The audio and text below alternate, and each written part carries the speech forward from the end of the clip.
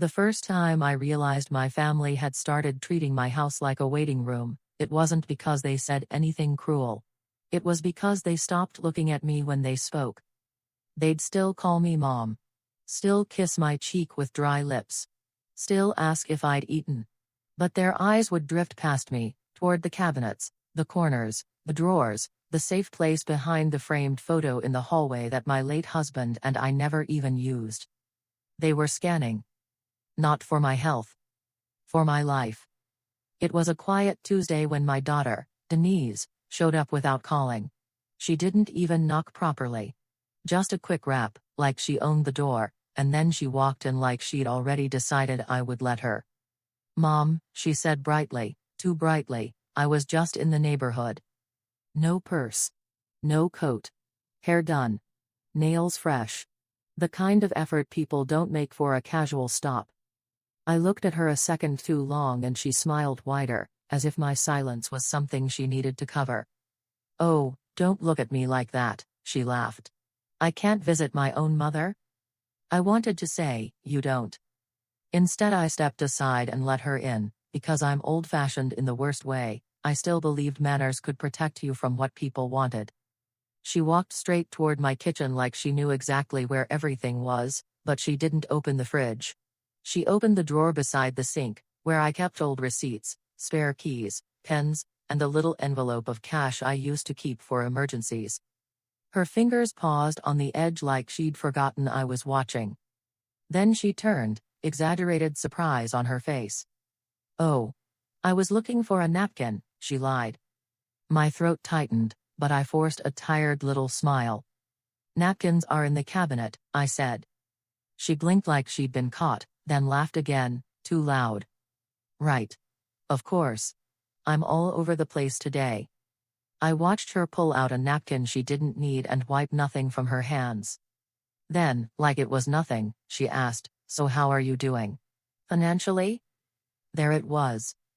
Not how are you feeling. Not are you sleeping. Not are you lonely. Financially. I let my shoulders sink, like the question itself exhausted me. "Oh, I said softly. It's hard. Everything costs more now." Her eyes sharpened in a way she tried to hide. "Are you managing?" She pushed, gentle voice, hungry eyes. "I'm trying," I said. I saw relief flash across her face so quickly she didn't even catch it. Relief that I was still small. Relief that I was still weak. Relief that I was still easy. She stayed exactly 47 minutes.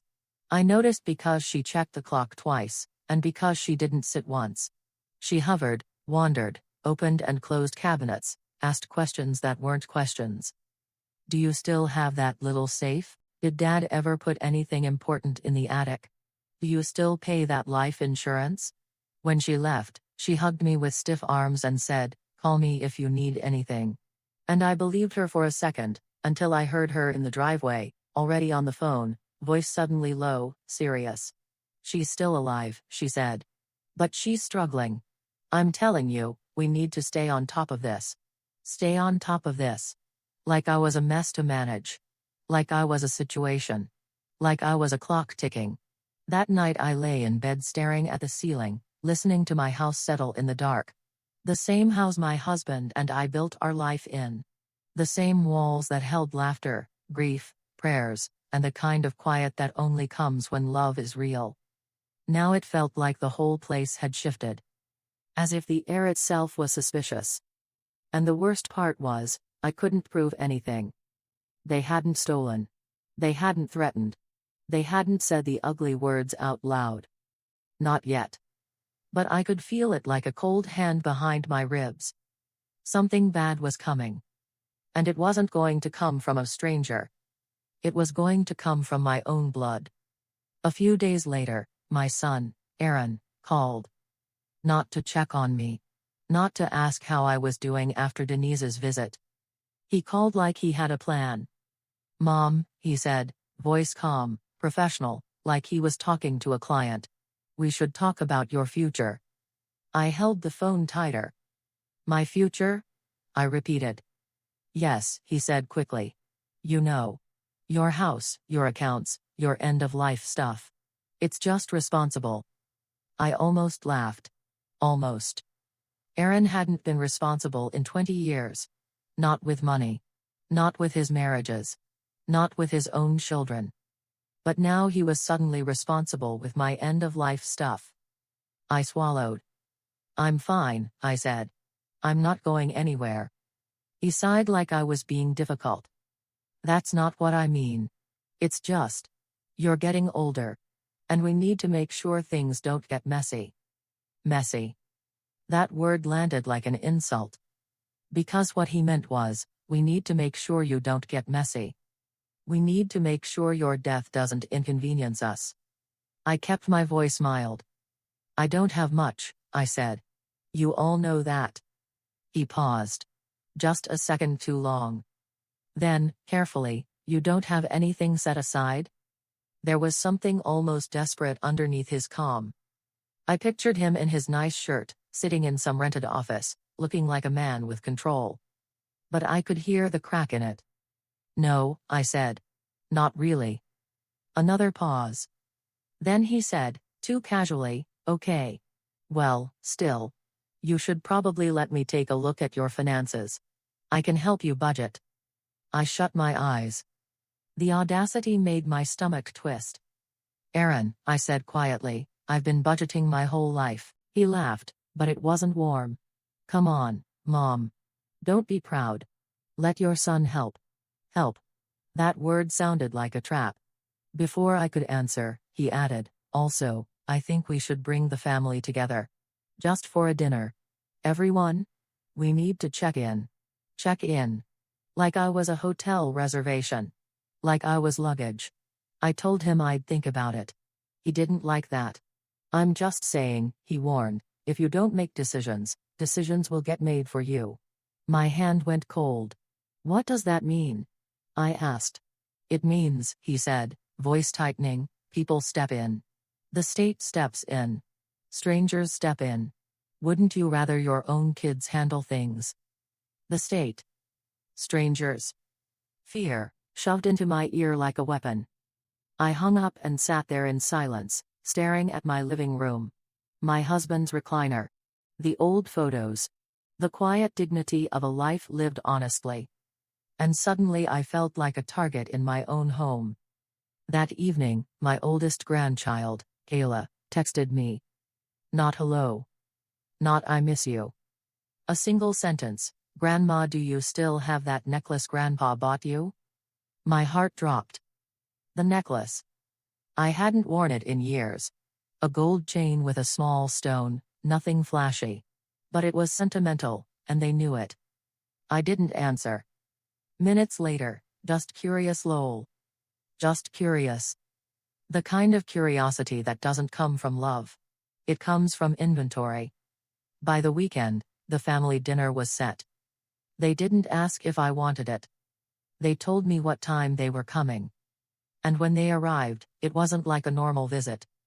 It felt like an inspection. Denise brought a cake she didn't cut. Aaron walked through my hallway slowly, eyes moving like he was mapping the place. My youngest son, Derek, showed up late, smelling like cigarette smoke and cheap cologne, eyes darting as if he didn't want to be there but couldn't afford not to. And my grandchildren, God, my grandchildren didn't come to sit with me. They came to roam. Kayla wandered into my bedroom without permission. My grandson Tyler opened my kitchen cabinets again. At one point, I caught Denise whispering to Aaron near the hallway. I stepped closer without making sound. And if she really doesn't have much? Denise hissed. Aaron's voice was tight. Then we make sure she doesn't give it away to somebody else. I froze. Somebody else. I walked into the hallway, and both of them snapped upright like teenagers caught sneaking out. Mom. Denise chirped. We were just talking about your medicine. My medicine. I repeated, staring at their faces. Aaron smiled like he was practicing. We're worried, he said smoothly. You've been alone. We just want to make sure you're okay. The lie sat in the air between us. Thick. Heavy. And I realized in that moment, This wasn't concern. This was control. They were circling me, testing me, pressuring me. And they still hadn't said the worst part out loud. Not yet. But I could feel it building, like thunder you can taste before the storm breaks. That night, after they all left, my house felt violated. Like the walls had ears and the rooms had been searched. I stood alone in my kitchen, staring at the drawer beside the sink. The same drawer Denise opened. I slid it open. The envelope of cash was still there. But it was shifted. Barely. Just enough for me to know. Someone had touched it. I didn't even know what I was looking for anymore. Proof? A reason? Or just the truth I didn't want to admit? That my family wasn't waiting for me to live. They were waiting for me to die. And I didn't know what they were willing to do to make that happen faster. By the time the humiliation came, it didn't come as a slap. It came as a smile. Aaron invited me to lunch at a restaurant I couldn't afford. He insisted on picking me up. He held my arm like I was fragile, like I might crumble if he let go. The hostess greeted him warmly. He'd clearly been there before. He sat us in a booth in the back, away from noise. I should have known then. People don't hide you when they respect you. They hide you when they want to handle you. He ordered for both of us without asking. When the food arrived, he didn't eat much. He kept looking at me like he was waiting for me to say something. Finally, he leaned forward and lowered his voice. "Mom," he said, "we need to talk about your mental clarity." My fork stopped midair. "My. What?" He sighed like he was burdened. "Mom, be honest. Have you been forgetting things?" A heat crawled up my neck. "No," I said sharply. "I'm fine." Aaron's eyes stayed calm, but his mouth tightened. "Denise said you didn't recognize her neighbor the other day." My stomach dropped. My neighbor. Maria. The young woman who brought me soup when my arthritis flared. The one who shoveled my steps without being asked. The one who sat and listened to me talk like my words mattered. I had recognized her. Of course I did. But the way Aaron said it, like Denise had been watching me, made me feel exposed. "I recognized her," I said. "Denise is lying." Aaron leaned back, pretending sadness. "See," he said quietly, "this is what we mean. You get defensive." Defensive. Like a symptom. Like a diagnosis. I felt my hands shake slightly, and I forced them still. I kept my voice low. "What are you doing?" I asked. Aaron sighed again and reached into his jacket pocket. I stiffened instinctively, but he didn't pull out anything official. Just his phone. He slid it across the table. On the screen was a photo. My front door. Taken from the street. Then another. Maria standing on my porch, holding a grocery bag. Then another. Maria sitting beside me through the window, blurred, as if someone had been watching us. My throat went dry. Aaron's voice was soft, almost pitying. "We're worried about her, Mom." I stared at the phone, stunned. You took photos of my house?" He didn't deny it. "We had to," he said. "Because we think she's influencing you." Influencing me. Like I was weak-minded. Like I was already gone. I leaned forward, voice trembling with rage. "She's been kinder to me than any of you," I hissed. Aaron's eyes narrowed. "That's exactly the problem," he said. "Mom, you don't even hear yourself." My chest felt tight. "Don't you dare," I said, voice rising. "Don't you sit there and act like you care now." Aaron's smile vanished. "Lower your voice," he snapped. That was the first time he spoke to me like I was a child. And it was in public.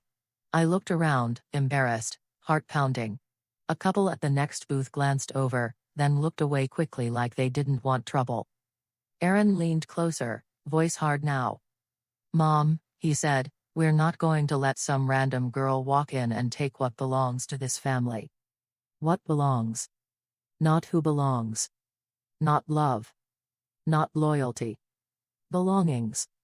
I felt the humiliation spread through my body like poison, being cornered, being watched, being treated like I couldn't think. "I raised you," I whispered, voice shaking. I raised you better than this. Aaron scoffed. You raised us to survive, he said coldly. And right now, we're doing what we have to do.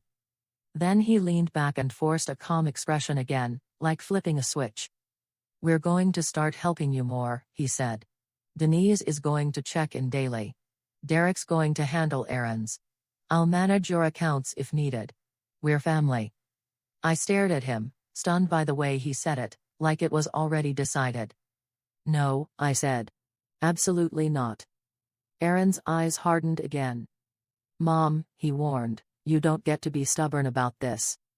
I felt my throat tighten. Stubborn? I repeated. You mean alive? His jaw clenched. Stop being dramatic. Dramatic. I looked down at my plate. The food was untouched. My appetite was gone. My stomach rolled with fury and shame. I realized then, this lunch wasn't a conversation.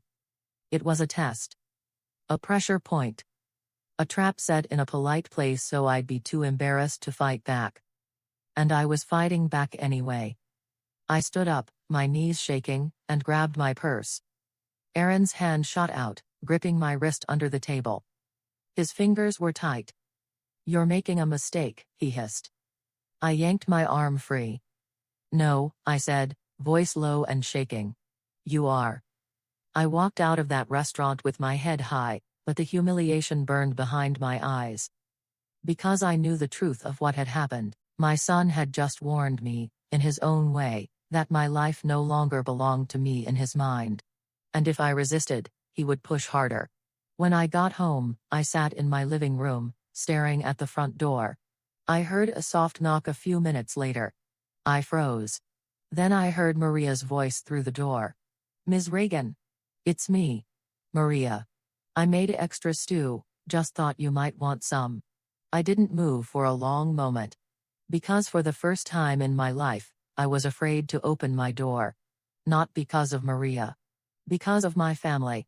And as I sat there listening to her gentle knock, I realized something that made my stomach turn. This was becoming unbearable. And my children were just getting started. After that day, everything became quieter. Not calmer. Quieter. My children stopped confronting me directly. No more loud arguments. No more sudden visits without warning. No more questions about drawers, cabinets, or jewelry. On the surface, it looked like peace. Denise sent cheerful texts every morning. Good morning, Mom. Did you sleep well? Don't forget to eat breakfast. Aaron called once a week, his tone softened, almost apologetic. Just checking in, he'd say. We worry about you. Derek stopped showing up entirely. And that should have felt like relief. Instead, it felt like the pause before something snapped. They hadn't backed off. They'd adjusted. I noticed it in the small things. Denise asking casually if Maria was still around so much. Aaron mentioning how nice it would be if I didn't have to depend on outsiders. Kayla suddenly asking if she could help organize my old paperwork someday. Always someday. Always framed as care. I played my part. I let my voice sound tired on the phone. I complained about groceries costing too much. I mentioned how expensive heating was. I sighed more. I moved slower. They relaxed. I could hear it in the way they spoke, less urgency, more confidence. As if they'd decided the situation was under control. They started making plans again. Aaron talked about downsizing when the time comes. Denise joked about who would get the couch. Kayla asked if my house had ever been appraised. They said these things right in front of me. As if I were already gone. The worst part wasn't the disrespect. It was the certainty. They acted like the ending had already been written, and that they owned it. Meanwhile, I became invisible in my own life. They stopped asking what I wanted. They stopped waiting for answers. They spoke around me, not to me. And I let them.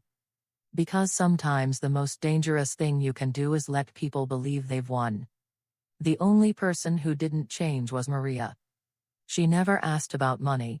Never asked about my family. Never asked questions that felt like they came with expectations. She just showed up. With soup. With groceries. With conversation that didn't circle back to death. One evening, as she helped me carry laundry to the living room, she said gently, "They seem intense." I smiled tiredly. "They love me," I said. She hesitated, then nodded, respecting my answer. That respect, that restraint, sat heavier in my chest than all my children's attention combined. A week later, Denise announced she'd be stopping by with Aaron just to talk. They arrived smiling. Too smiling. Aaron sat across from me, hands folded, posture relaxed like he was in control again. "We've been thinking," he said calmly, "and we want you to know we respect your independence." Denise nodded quickly. We realized we came on too strong. I watched them carefully. This was the false stability. The performance meant to make me lower my guard. "We just want to make sure everything's clear," Aaron continued. "So there are no misunderstandings later." Later? Always later. They left after an hour, satisfied. As Denise hugged me, she whispered, "We're doing this because we love you." Her voice trembled. Not with emotion. With impatience. When the door closed behind them, I stood in my hallway for a long time, staring at the family photos on the wall. Something didn't add up. They were suddenly too calm. Too confident. As if they were waiting for something specific. And I knew, deep in my bones, that whatever they thought was coming. They were wrong. I didn't tell anyone when I made the decision. Not my family. Not Maria. Some choices are too important to explain. 6 months before my death, I sat alone at my kitchen table with a clarity I hadn't felt in years. No confusion. No fear.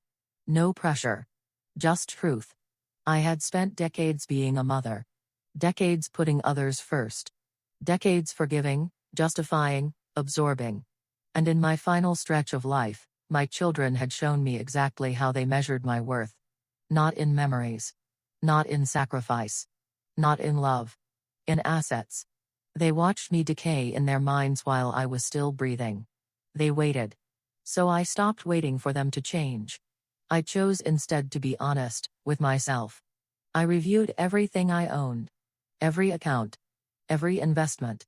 Every dollar I'd quietly built and protected since my husband died. More than they ever imagined. More than they deserved. And I asked myself one simple question. Who treated me like I mattered when there was nothing to gain? The answer was immediate. Maria. The neighbor who never asked. Never hinted. Never counted. The young woman who showed up because she cared, not because she expected a return. So I made my choice. I didn't do it angrily. I didn't do it to punish. I did it because fairness finally mattered more than blood. When I passed, my family gathered in confidence. They arrived dressed well. Calm. Prepared. They believed the story they'd told themselves. They believed I was small. They believed I was weak. They believed they had already won. The shock came quietly. Not screaming. Not chaos. Just silence.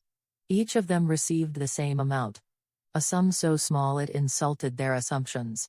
Along with a letter. My letter. I didn't accuse. I explained.